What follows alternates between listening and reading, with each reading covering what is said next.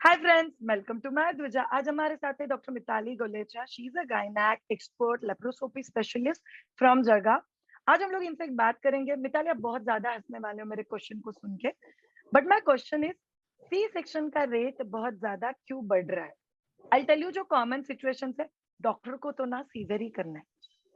Doctor तो ऐसे जानबूझ के पुश करते हैं कि उनका तो सीजर ही होना चाहिए। ये डॉक्टर को ना वेट ही नहीं करना है लेबर पेन आने के लिए। उनको तो चाहिए कि तुम फटाफट आओ, कट करो, बच्चे को बाहर निकालो, और पैसे भी तो ज्यादा मिलते हैं। This is what I have heard from many people. And to be very genuine, Mitali, I'll tell you, there have been enough gynecs who have told me that देख लो आप, वैसे एक्सपेंसेस में कुछ ज्यादा फर्क नहीं पड़ता है। सो इट्स नॉट दैट पैसे के लिए कोई चीज होगा, but yes, 100% as a gynaec मुझे पता है हर गायनेक का दिल कभी कभी दुखता है जब ये चीजें कान पे आती है। तो so I really very much. Want to understand it from you कि जेन्युइनली मिताली, क्यों सीजर रेट इंक्रीज हो रहा है और क्या उसके पीछे कुछ मिथ्स भी है? यस।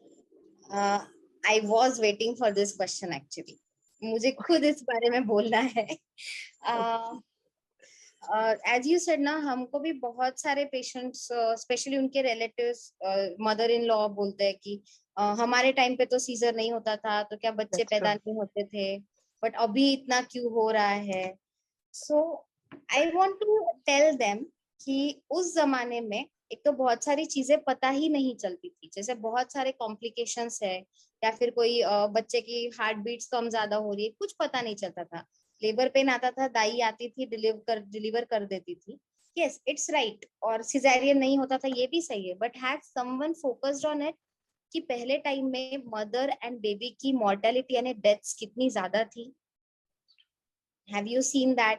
पहले के जमाने में एक तो कंडीशंस का पता नहीं चलता था, फिर उसके बाद में it was not a small family, like 5-6 बच्चे होना वगैरह, फिर उसमें से एक आधा डेथ गलत होना। बात, गलत बात मत करो मिताली। 5-6 बच्चे बहुत कम है, मिनिमम 10, 12, 13। सॉरी श्रेया, 10-12-13। सो होना, फिर उसमें से 1-2 बच्चे चले जाना, या यस, फिर in worst possible case mother का डेथ हो जाना, ये सारी चीजें एक हिसाब से नॉर्मल समझी जाती वेरी थी। वेरी इसी नॉर्मल। चीज की वजह से मदर को बोलते थे कि आफ्टर बेबीज बर्थ माँ का नया जन्म होता है, क्योंकि वो मौत के मुंह में से बाहर आती है, ऐसे भी लोग बोलते थे। बट बाय गॉड्स ग्रेस आज वो सिनेरियो नहीं है। तो अगर सिजेरियन रेट्स बढ़ रहे हैं, तो मदर एंड फीटस का जो डेथ रेट है वो भी कम हो रहा है। एंड एज आई सेड कि स्मॉल फैमिली नॉर्म है, तो लोग खुद भी अभी जो पढ़े लिखे या समझदार लोग होते हैं, वो रिस्क नहीं लेना चाहते हैं। तो वो खुद भी अपने आप सिजेरियन के लिए ऑप्ट करते हैं। जैसे हमने बोला कि मदर भी कभी कभी fear of pain of normal labour या नॉर्मल लेबर के प्रोसीजर से डर के सिजेरियन के लिए ऑप्ट करती है। प्लस एक और रीजन है कि इसमें एक और चीज कह सकते हैं कि I can give you an example. अगर एक मदर है जिसको after like 10 years of marriage full infertility IVF करके अगर बेबी होने वाला है, will she take the risk of a normal labour? She won't. ऐसे केस में जब हम लोग इतना इनफर्टिलिटी ट्रीटमेंट इतना बढ़ रहा है, राइट, इनफर्टिलिटी का चांसेस बढ़ रहा है, उसका ट्रीटमेंट बढ़ रहा है, उसका ट्रीटमेंट तो किसी नेक्स्ट लेवल तक पहुंच चुका है। That's true. ट्रीटमेंट करने के बाद में ऑब्वियसली फिर वो प्रेशियस बेबी हो जाता है, the mother directly goes for caesarean section. And one thing is, अगर आपका एक बार सिजेरियन सेक्शन हो गया, chances of caesarean obviously increases in the next pregnancy. As I said कि वजाइनल बर्थ के लिए, नॉर्मल डिलीवरी के लिए बहुत सारे क्राइटेरियाज लगते हैं, हर पेशेंट उसको सेटिस्फाई कर पाएगा जरूरी नहीं है। तो एक बार सिजेरियन हो गया तो रिपीट सिजेरियन भी बढ़ना है। तो increased rate of cesarean section में obviously the doctor is not responsible whole and soul. See, I don't disagree that there may be a very small percentage of malpraxis or something. I can't deny and I don't support that as well, right?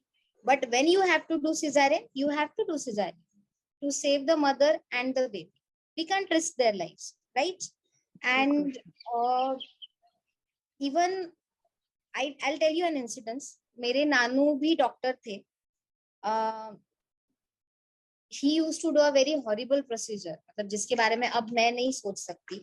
जब labour obstruct हो जाता था, मतलब जब baby stuck हो जाता था ना, ही यूज्ड टू डू डिकैपेसिटेशन। मतलब he used to cut the baby into pieces and deliver it. Can you imagine a live baby being cut and being delivered. And thanks, and he was not wrong at his place, क्योंकि उस time पे उसके अलावा like in 1950s around he used to practice, right? C-section का भी कोई scope नहीं था, it was not there. C-section का कोई खास ट्रेंड ही नहीं था, उतनी टेक्निक्स नहीं थी, उतनी फैसिलिटीज नहीं थी, उतने लोगों को भी उतना समझ में नहीं आता था. He used to do that, but by God's grace इतने पेशेंट्स में मुझे आज तक ये कभी करना नहीं पड़ा, and hopefully कभी करना भी नहीं पड़ेगा, because I have better facilities available. I have C-section. अगर इतना stuck है, I'll go for C-section. By God's grace, I'll save the baby and the mother both. So C-section is not unindicated, and as you said, कोई इतना monetary बहुत बड़ा difference नहीं हो जाता है कि C-section कर लो तो पेशेंट कितना ही पैसा कमा लिया डॉक्टर ने, ऐसा कुछ नहीं होता है. Because C-section में बाकी you have a lot of expenses जो normal delivery में एक डॉक्टर को नहीं आते, जैसे हमको भी anesthetist को charges देने होते हैं, OT के charges होते हैं, बहुत सारी चीजें होती है. So important. ये चीजें I really want to request my patients कि please अपने दिमाग में से निकाल दो कि डॉक्टर पैसों के लिए कर रहा है या कुछ. And one very important thing when you go to a doctor, na Shreya, you have to trust that doctor. 100%. And if you don't trust, I really would say कि don't go to that doctor, change your doctor. Change your doctor. Yeah. Very important. Because, Very important. see, doctors, we are also humans, right? We are not gods and we are not demons as well, right? 100%. And every labor, every patient, every delivery is unique. And बहुत बार doctor को भी पता है कि normal delivery हो सकती है, but risk नहीं ले सकते. जैसे मैंने बोला, अगर 10 इयर्स के बाद में किसी पेशेंट को कंसेप्शन हुआ है, उस केस में अगर उसकी हार्ट रेट ऊपर नीचे हो जाए तो मैं रिस्क नहीं लूंगी, वो पेशेंट भी रिस्क नहीं लेगा यार. फटाफट सिजेरियन और क्विक डिलीवरी ऑफ बेबी करो, क्योंकि नॉर्मल लेबर को 12-14 घंटे भी लग सकते हैं इन केस. और ऐसे केस में कभी कभी surprisingly surprises do happen by the way, कि 12 आवर्स का लेबर अचानक से 2 घंटे में बेबी नॉर्मल हो. तो yesterday we had one. देखो ये तो बोल रहे थे कि सिजेरियन करना, मेरे को नॉर्मल हो गया, कैसे हो गया, इनको करना ही नहीं था. बट डॉक्टर आल्सो नोस कि हो सकता है, बट ये आप पर है कि आपको कितना रिस्क लेना है. That's true. मिताली, इसको ना गायनेक बहुत मस्त बोलते हैं. Sometimes even doctor don't know कैसे हो गया, बस हो गया, बॉडी ने रिस्पॉन्ड किया, बच्चे ने रिस्पॉन्ड किया, हो गया. Surprises do happen.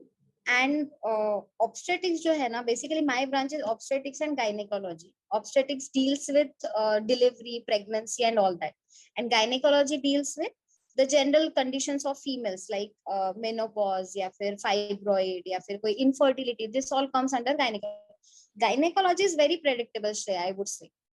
Gynecology में 2 + 2 is maybe 4.1 or 3.9, but obstetrics is very unpredictable. 2.2 कुछ भी हो सकता है. 2 + 2 कुछ भी हो सकता है. 2 can be 4, 5, 7, 8, anything. It can be -2, anything.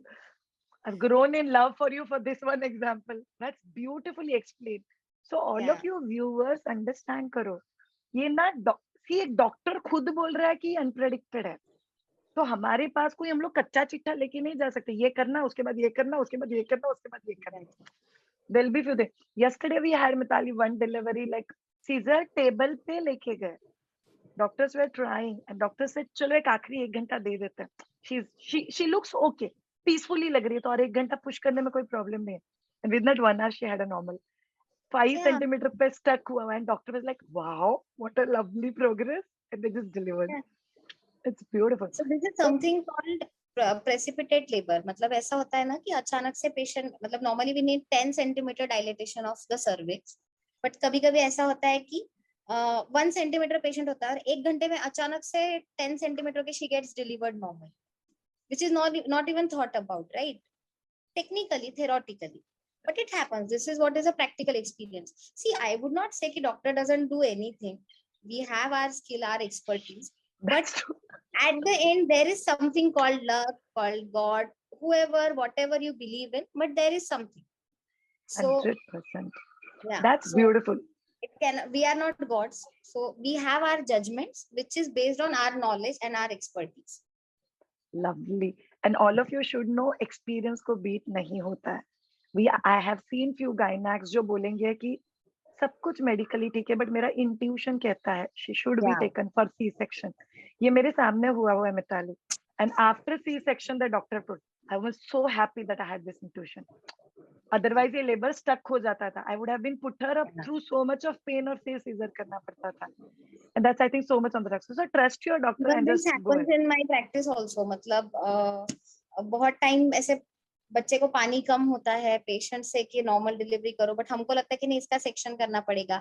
And वो बच्चा जैसे ही थोड़ा सर्विक्स डायलेट होता है, हम लोग रप्चर करते हैं मेम्ब्रेन्स, वो मेकोनियम निकलता है या उसका हार्ट रेट नीचे ऊपर होता है. ये बहुत बार होता है. सो बहुत कम देयर होता है. इंस्टिंक्ट्स होते हैं, जैसे मदर के इंस्टिंक्ट्स होते हैं ना, वैसे ऑब्स्टेट्रिशियन के भी Doctor इंस्टिंक्ट्स के होते हैं, क्योंकि वो मदर की डॉक्टर्स होती है.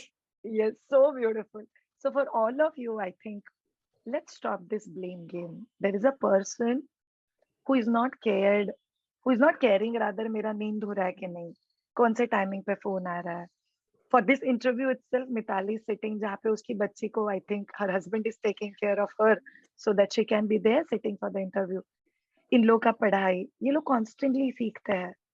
There is nothing called as पढ़ाई खत्म हो गया. I've seen gynec keep studying, they keep updating their knowledge, keep learning new skills. So I think let's respect the profession and let's trust the doctor. So increase C-section ये doctor की वजह से नहीं है, ना ही डॉक्टर की knowledge की वजह से है.